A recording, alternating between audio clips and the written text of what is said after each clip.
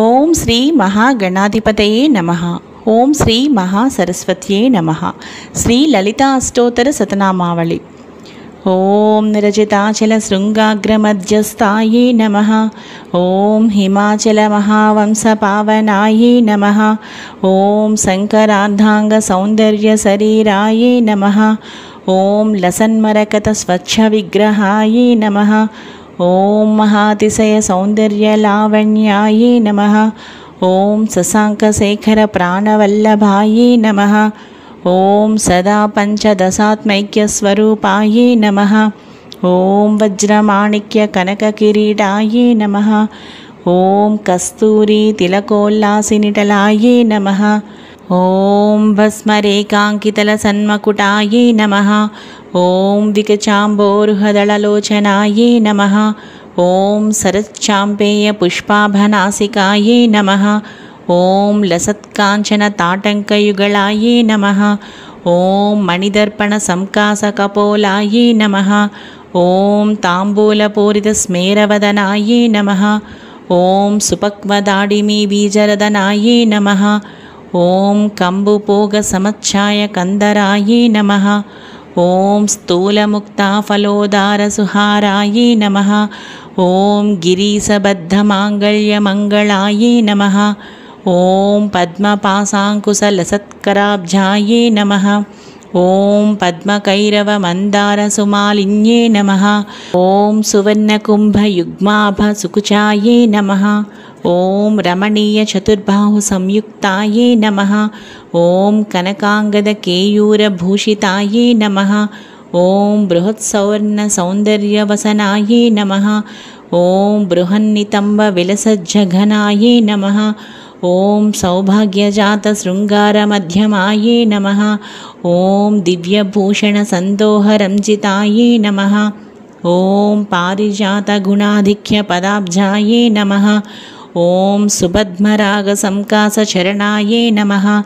ఓం కామకోటి మహాపద్మపీఠస్థాయే నమః. ఓం శ్రీకంఠనేత్ర కుముద చంద్రికాయే నమః. ఓం సచామర రమావాణి విరాజితాయే నమః. ఓం భక్తరక్షణ దాక్షిణ్య కటాక్షాయే నమః. ఓం బ్రహ్మోపేంద్ర శిరోరత్నరంజితాయే నమః. ఓం సచీముఖ్య మరవధూసేవితాయే నమః.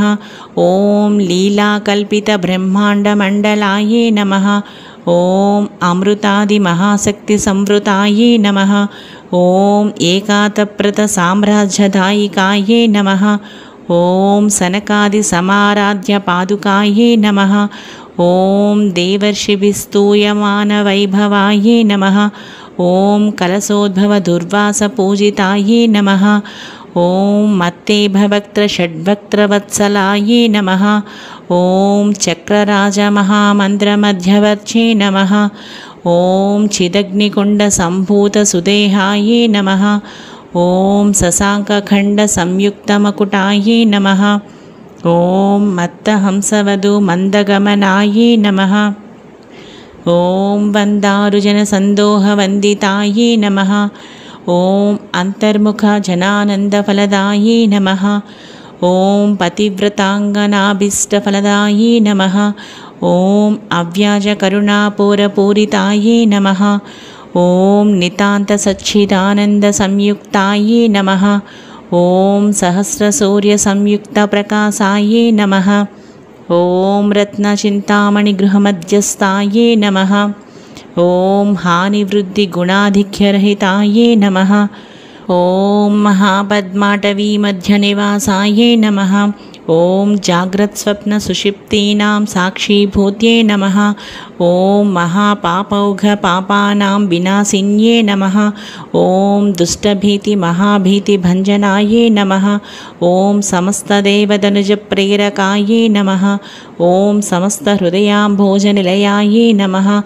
ఓం అనాహత మహాపద్మ మందిరాయే నమః. ఓం సహస్రార సరోజాతవాసితాయే నమః. ఓం పునరావృత్తిరహిత పురస్తాయే నమః. ॐ वाणी गायत्री सावित्री सन्नुताये नमः। ॐ रमा भूमिसुताराध्यपदाब्जाये नमः। ॐ लोपामुद्राचित श्रीमच्छरणाये नमः। ॐ सहस्ररतिसौन्दर्यशरीराये नमः। ॐ भावनामात्रसन्तुष्टहृदयाये नमः। ॐ सत्यसम्पूर्णविज्ञानसिद्धिदाये नमः। ॐ श्रीलोचनकृतोल्लासफलदाये नमः। ॐ श्रीसुधाब्धिमणिद्वीपमध्यगाये नमः। ॐ दक्षाध्वरविनिर्भेदसाधनाये नमः। ॐ श्रीनाथसोदरीभूतशोभिताये नमः। ॐ चन्द्रशेखरभक्तातिभञ्जनाये नमः। ॐ सर्वोपाविनिर्मुक्तचैतन्याये नमः। ॐ नामपारायणाभीष्टफलदाये नमः। ॐ सृष्टिस्थितितिरोधानसङ्कल्पाये नमः।